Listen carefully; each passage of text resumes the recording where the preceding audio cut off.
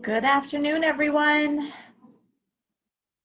It looks like we're past the top of the hour. Should we hold on for a moment longer, or should we go ahead and begin? I know we only have a half hour, so we have a lot to talk about.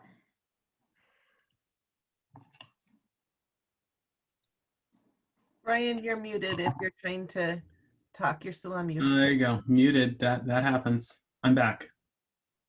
I see Julia Mitchell. I'm going to say hi to her. I think I'm just trying to check with Melissa if we have our executive committee members. I see Celeste. I saw Maricela.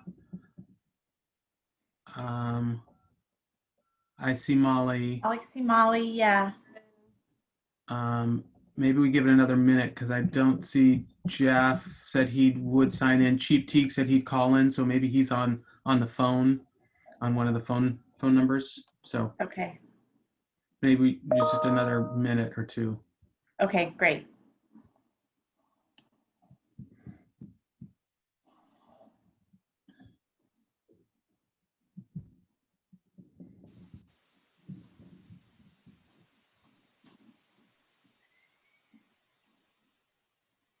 Our phone caller just unmuted. Do you want to let us know who's on the phone?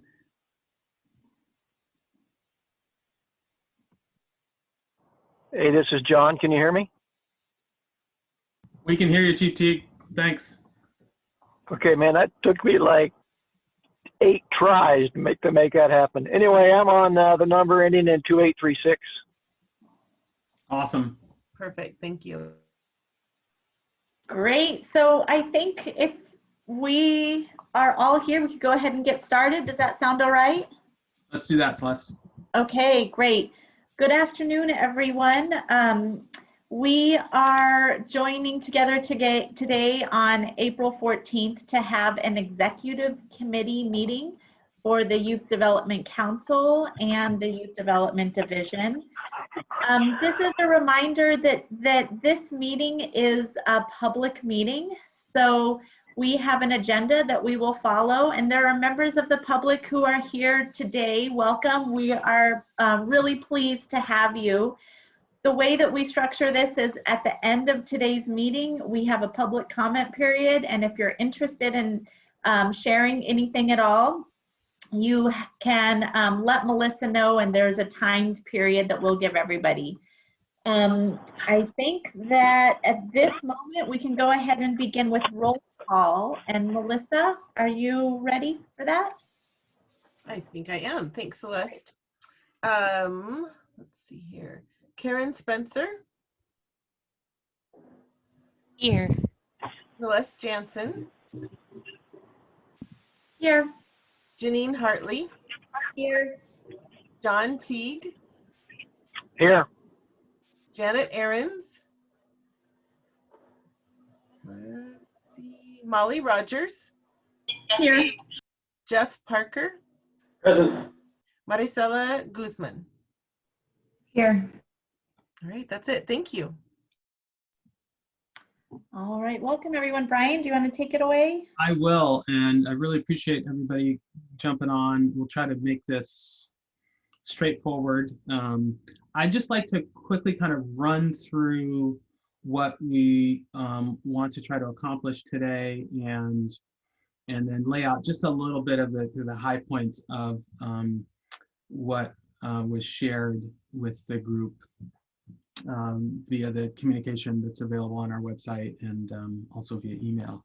So I think our goal today is just to communicate about our grant decision-making process and some opportunities in that regard, to discuss next steps, and then to decide what action or vote to take in the future. Today, I don't think we need to have any specific vote, given that this executive committee, I think, is really just gathering to make a recommendation. So those are the goals as I see them for today. I just want to present a little bit of background and just kind of frame the issue that we've come together to discuss. So give me, I don't know, 5 plus maybe close to 10 minutes just to quickly outline this. And at each point, I'm happy to answer any questions as it relates to the information I share. So quick background. Our current statutes and administrative rules for the Youth Development Commission's role in determining and awarding grants are pretty general, particularly for our community investments, gang prevention, and re-engagement. This current statute say that the YDC determines availability of funding, but that isn't defined in rule. In rule, the YDC is required to approve an overall process and an appeal process. And I think you'll recall that in the last meeting in March, we did present kind of an overall process to the council, and that was approved. We didn't bring to you a specific appeal process, just to be clear. And then for some other context, other state boards, councils, and commissions do not typically approve specific grants or a slate of grants and do operate at a policy level. We'll come back to that just to give you a little more context, but I think it's important kind of as we frame this issue that we understand that, that point. So I'm going to move to kind of next thing, just to, again, I know I sent this to you out via email, but just to review in case you didn't read the whole thing or folks need to have this quick summary. The issue that I see before us is that our time frame for our request for applications that we feel as a staff need to allow about 60 days for application responses. With that with allowing that amount of time, that's probably going to put the deadline for applications toward the end of June. You all know that we have a YDC council meeting scheduled for, I think, the 3rd week of June currently. So we're running, I want to say in some ways behind that time frame, but I think for good reason. The evaluation of proposals then would require some more time after that late June deadline. Grantees are asking for time to respond given numerous other deadlines and the needs that they're seeing in the communities they serve. So again, that 60 days feels super important and critical. And I imagine with some guests on the phone or on the Zoom and others that we're in contact with, 60 days could be tight, but I feel like that's probably what we can manage. ODE procurement, right? We, as folks know, that the YDD does use the Oregon Department of Education for procurement and contracting related services, is pretty backlogged with other RFAs and grant agreements, and does expect some delays. So that's a variable in this. And then the YDC, as I said, does need to approve funding availability. We'd like to have that happen by or before July 1st, which would then align with the legislature's decision, ultimate decision around our budget, and so that funds could be available to organizations July 1. So that's kind of the issue as I see it in quick bullets. You've got a longer memo, but just wanted to outline those key points. I'm going to get to the solution, the benefits, implications, and next steps here in a second, but I'm going to take a pause. Anything that I've said so far, is there any questions or clarification needed based on what I've said so far? No, thumbs up. Okay. Solution. Thanks, Celeste. Thanks, Jeff and others, Molly. The solution, as we've outlined, is that the YDC approve funding availability process and an appeal process sooner rather than later. We've got some options. It could be, we could pull together a meeting in May. We could do it in June if needed. But again, we can talk about the next steps once I get through these bullets. And just as some point of reference, I've been in communication with the governor's office and governor's office staff, and they support us kind of shifting to a YDC. Your role should be approving, as I said, availability, which is in statute, process and appeal, but but getting out of the business of specifically approving a slate or specific grantees. So just so everybody's clear about that. We can look at a couple of solutions around the meeting time, but if we choose to continue, as the council has done historically, approving actual grantees in a slate, we would not be able to do that until July, given the time frame that we need.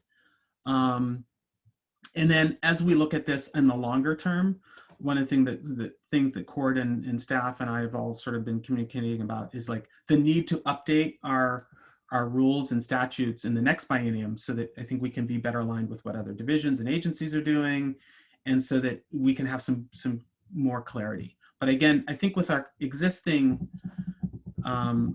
rules and statutes, we do have some flexibility, which I would really encourage us to exercise.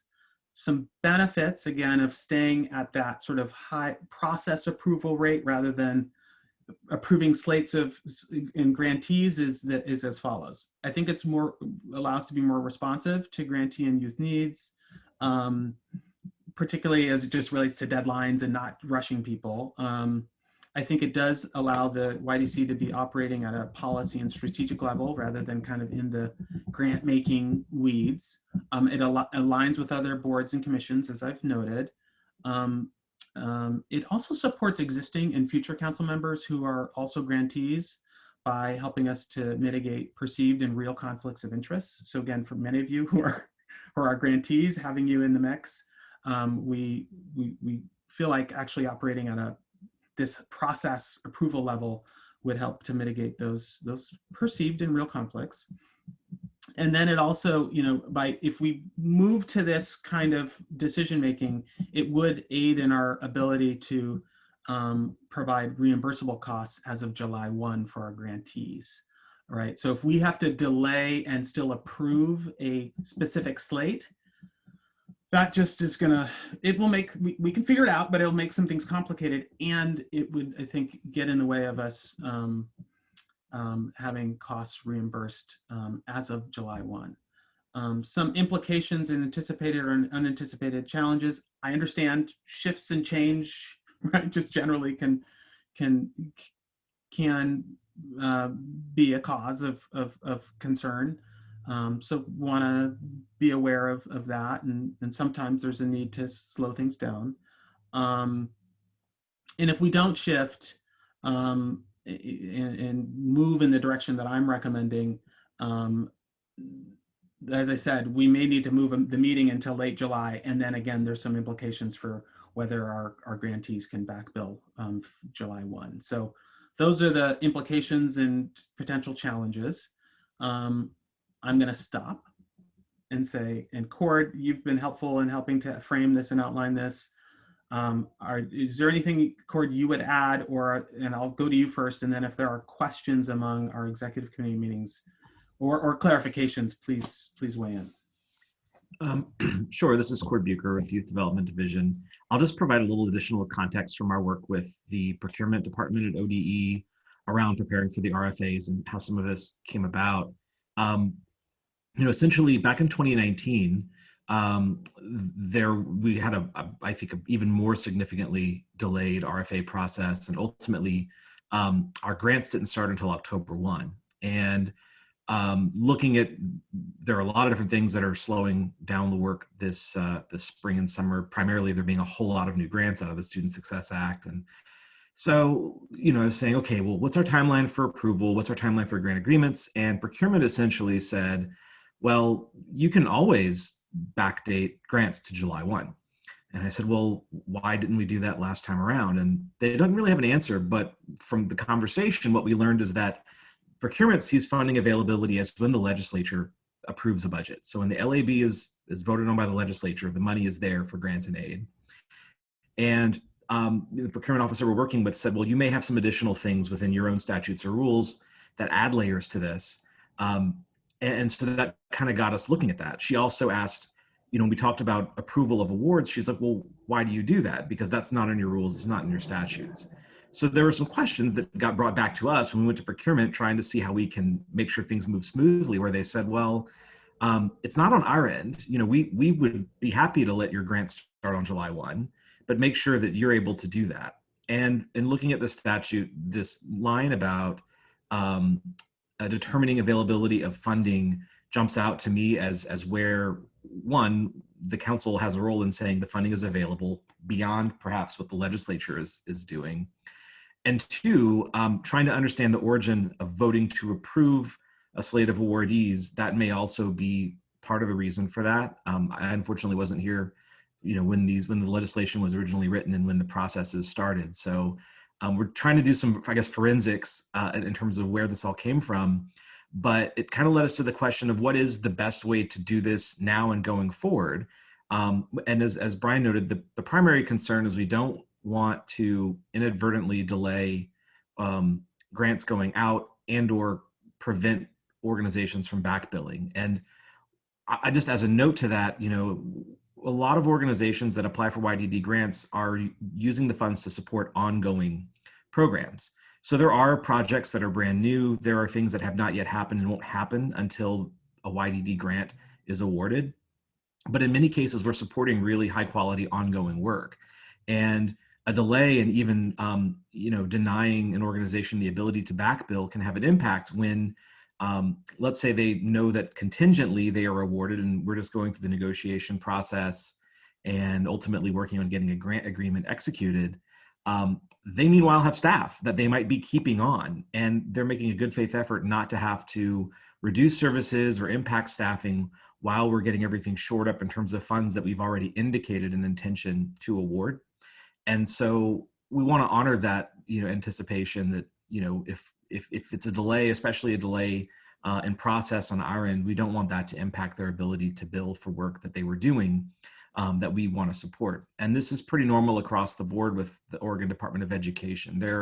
My understanding is there are a lot of grants that happen in the middle of a biennium, which ultimately support work that happened at the very beginning of the biennium. So it's nothing unusual. We just want to make sure that we have clarity around our ability to support that. So I think that kind of covers, a little bit of the context. And as Brian noted, we've talked to a few other governing bodies, looked at how things work at the State Board of Ed, at the Early Learning Council, the State Workforce and Talent Development Board.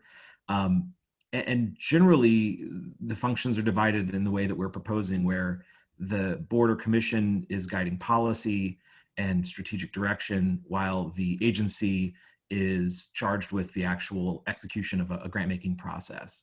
And so we think that this actually, what we're proposing would bring us more in line with how these things function.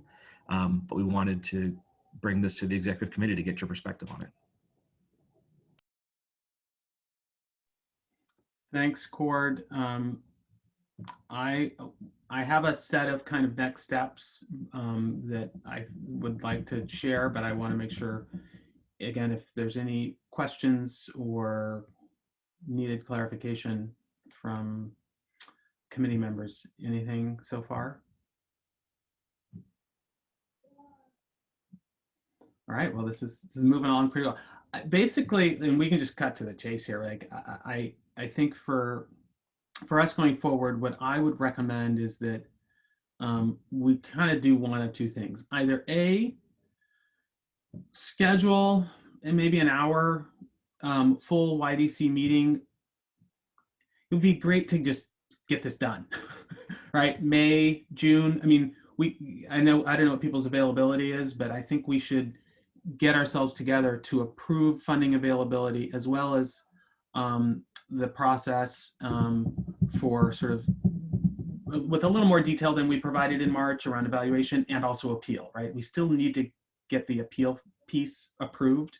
We've done a more general presentation around this and gotten your approval, but I think it probably warrants a follow-up presentation. I'd say, let's say May. We could try to pull it off in June too, and then we get the full council. We just say, here we go. That would be my recommendation. I think there are some alternatives if that's not a direction that we feel like we want to go, but that's my recommendation. And I think the alternative is, like I said, we kind of keep doing what we're doing, but there are implications of doing that. So Brian, I just want your input.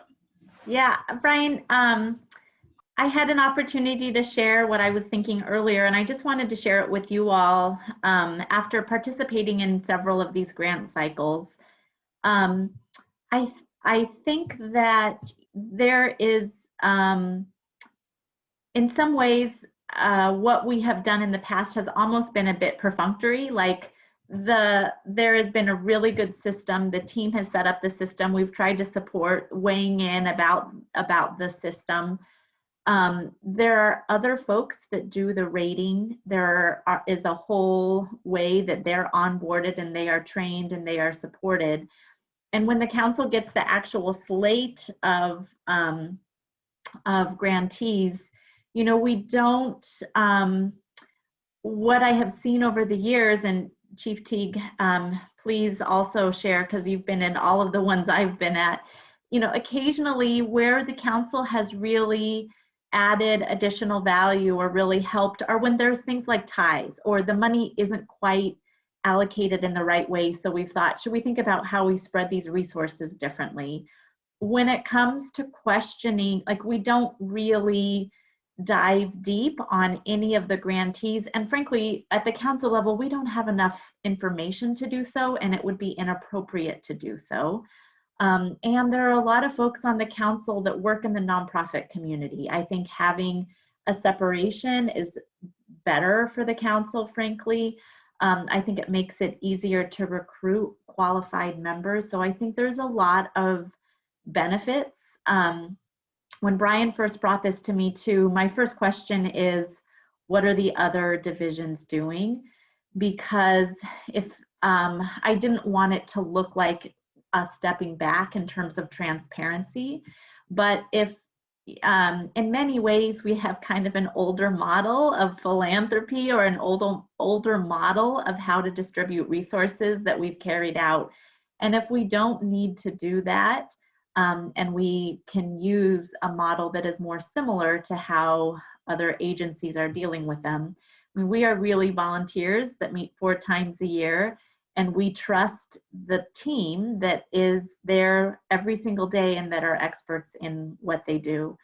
So I thought, whoa, this is a really significant shift, and yet I thought it made a lot of sense. So I just wanted to share my perspective with you all about what that shift I think could look like. And I'd love if there's any other questions, either for me or for anyone else, or any additional feedback for us to just have a moment to talk through it.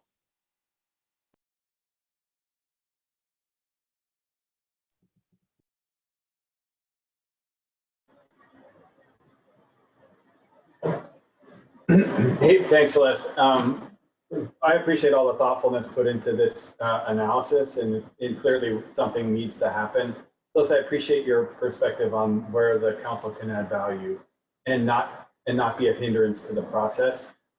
I know from going through 2 of these cycles, it feels awesome to say yay to a slate of projects that are pouring money into high need elements in our communities. Like that, I walk away from that feeling like that was the best day I've had, you know, for a while.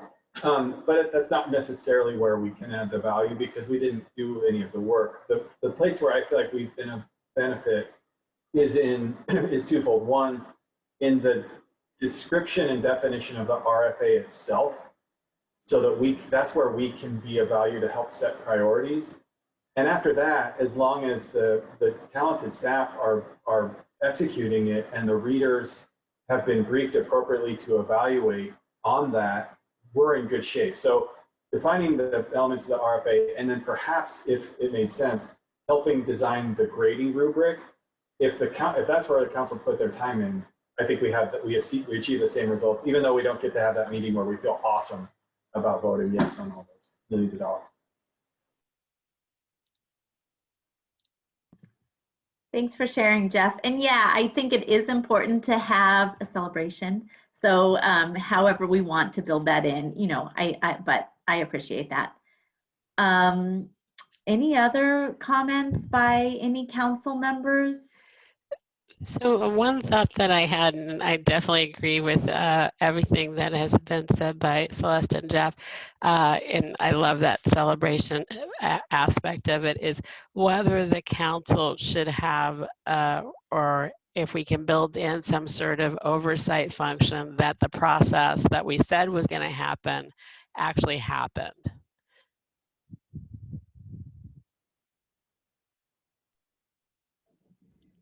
Wait, That- Karen. Sorry, Celeste. Oh, go ahead. I was just going to say that's an intriguing idea, and in one way, I mean, procurement also provides some of that. So particularly in what way the council would do something different than procurement, I think we should think through. But I could see there being value in the council saying, having some elements of reflection, like what went well, what didn't go well, what do we need to adapt for next year. That's actually been a really important part of our process. And I would hate to have that disappear too.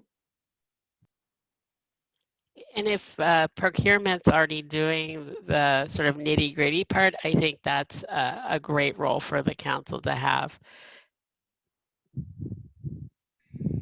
Well, I'll just throw in, yeah, I think procurement does some of the nitty gritty. We have these evaluation committees also that are critical. And I actually think this is there's a opportunity too for council members to serve on, now it's a fair amount of time. You guys, everybody has a busy schedule, but I think we can involve committee, council members in some of those evaluation committees to the extent that council members are interested, and figure out ways to say, oh, you shouldn't be on that committee because that's, in an area that the organization you're affiliated with, there might be a conflict, but this could open up some opportunity, because then you're not in the position of having to approve, but you could be in an evaluation role. And I'd say that for our newer committee members who want to kind of get to know the issues, and so this could open some pathways for that. Even if it's not being a formal committee member, it might be as an observer. Because I'm not sure if I'd want to do all of the work, but I wouldn't mind sitting in just to understand the work being done. It's a great idea. If I could jump in, this is Cord. I think, Karen, that's a really interesting idea, because in the re-engagement grants that we just did, we kind of did the first committee review where we brought the reviewers together as a group to share their scores, where previous to 2020, we had not ever had reviewers like come and talk about their scores. And we really tried to increase more transparency among reviewers. Now we have staff members who are guiding that process. And I think that actually would be a really good opportunity for observation, would be to have like a council member who is not applying for any grants, potentially observing that conversation just for some sense of the scoring and the discussion that happened, and just seeing that end result of reviews and the discussion that finalizes scores from the committee. That's really interesting. Yeah, this is John. In the earliest days, the council members scored the grant applications and then came together and discussed them. And that may be why this notion that we should be involved and approve the slate and all that has become so inculcated. But I like what's been proposed. And I also like Jeff's notion that our meddling with it should be on the front end, not during the process.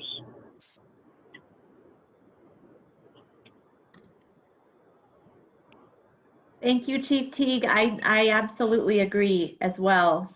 I see we are at 12:30, and so we have very quickly went through our agenda. It looks like there are no members of the public who have any additional comments. Brian, maybe I'll kick it to you for a really quick next steps, and then we can adjourn. Yeah, let's do that. I just also, Maricela, I know you're here with us. Appreciate you attending. just want to throw it to you. Do you have any comments or questions before we wrap up? No, I agree with everything that was said, and I like the opportunity for applicants to get some feedback and hear why their proposals weren't selected or if they were. And as a council member, I think it would be really great to be a part of that process. Thanks, Maricela. Appreciate that. Molly, I know you're here with us too, and Janine. You don't have to feel like you need to say anything, but last chance. I just agree with all that's been said, and thank you for all the work and thoughtfulness on this process. This is exciting. Great.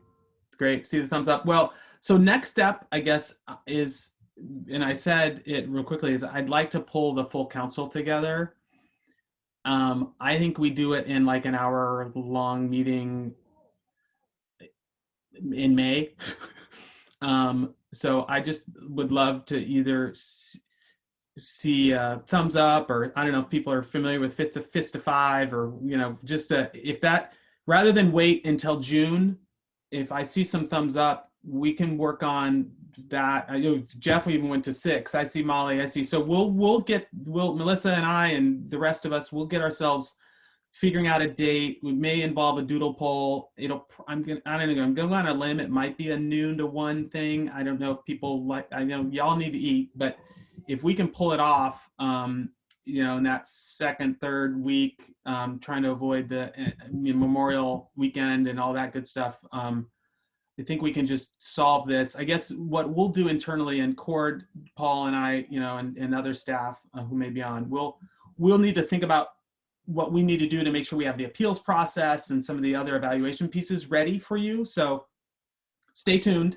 And I think what this also might mean, and we'll need to figure out the logistics, is whether we are just moving up our meeting, say, to May and not having a June meeting. There are just a few implications. I don't want you to guys, the council, just have like 2 meetings after meetings in the summer. So I'll think about some of those logistics, but just anticipate a communication kind of update from me.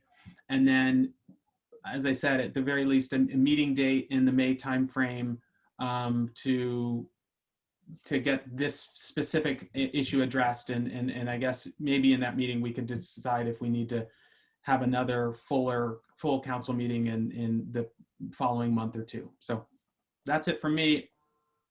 I appreciate everybody taking the time, appreciate guests being on and hearing all of our deliberations. Continue the great work in the communities you serve. Thanks, everyone. Thanks, teacher. Bye-bye. Thanks, bye.